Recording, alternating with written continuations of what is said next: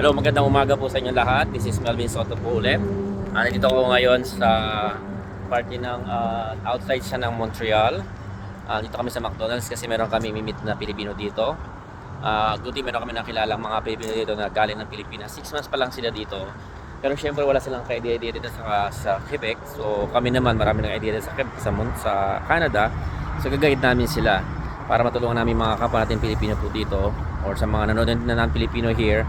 Of course, we want to help all Filipino here in Canada, you know, to know what's the rules here and matulungan namin sila to help them about the protections that they need and benefits that they have here in Canada. And kami ngayon sa McDonald's. Punta kami ng McDonald's po. Pasok din McDonald's dati kaya love na love ko talaga ang McDonald's kasi dito ako lumaki. Dito ako nagsimula, dito ako na-develop sa McDonald's. So, ito po, ang ganda ng lugar na to. So yung McDonald's na ito po is nasa may gasoline station, Shell gasoline station. Parang lang sa Pilipinas po, no? So ayun na po yung highway. Ayan.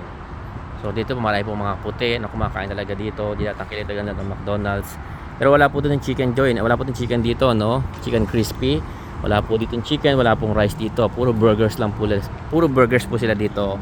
At puro mga wrap, mga ganon, wrap. Signature wrap ang tawag po nila doon. So sa gilid po siya ng bundok actually itong McDonald's na to. Maraming parking. Yan. And nakakatuwa kasi ako pinalilibot ko buong Canada. So first time ko din sa area na ito. And I'm so fortunate kasi hindi lang ng tao is nagagawa namin dahil sa business po namin people. And I experienced so many troubles. And yes, hindi sometimes iniisip ng iba na nasa abroad ako, parang nasa abroad pa rin ako.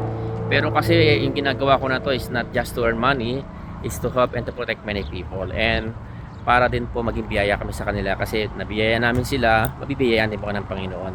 Kaya salamat po, subaybayan niyo po ako lagi sa aking ginagawang vlog na ito, hindi para kumita ng pera, kundi para ipakita sa inyo kung ano po yung narating ko, ay napupuntahan kong lugar. Again, dito po ako sa papunta na po ito ng Ottawa, Gatineau yung Pulinsime. And yeah, pasok po ako muna sa loob, no? Pasok po sa loob, pakita ko sa inyo yung loob magsasalita. Just to see, just to hear po yung mga salita po ng mga tao po dito na po. Ayan, pasok po tayo. So ito po, hina lang po siguro ang boses ko. So nasa na po yung aking business partner. Ang ganda po ng, ang ganda-ganda po ng McDonald's dito. Ang linis, very nice po yung lugar nila. Ayan. Meron dito silang play place dito. Okay. Ayan po, maganda po ang McDonald's dito. May playground. Ano ba yung kasama ko po? Nawala na yata siya. Parang umorder na po si Ate Karina siguro. So salamat po sa inyo. Ito po yung McDonald's. And of course, ayun po yung aking kasama. Umorder po siya. So ang ganda po ng McDonald's dito.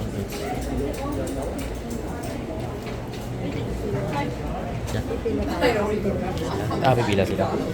What about your order tayo dito? Order po tayo dito sa English po natin siya. Ano po? Oh, no way. Okay. Ano ba yung nag-order taker? Puti din yung nag-order taker. So dito lang tayo Pero may order. Pilipino siya. So yan po, McDonald's. Order po tayo dito. Dito rin po magbabayad. Okay, so mamimili po tayo ngayon ng akingin natin. So eat in po.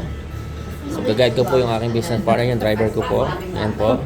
So please choose the menu. Press menu. Drinks lang ako ha. Cold drinks. Cold drinks. I like the smoothie. Mango pineapple smoothie po ako. Yan. So, medium size. Add order. Okay. Kayo po, ano po gusto niyo, ma'am?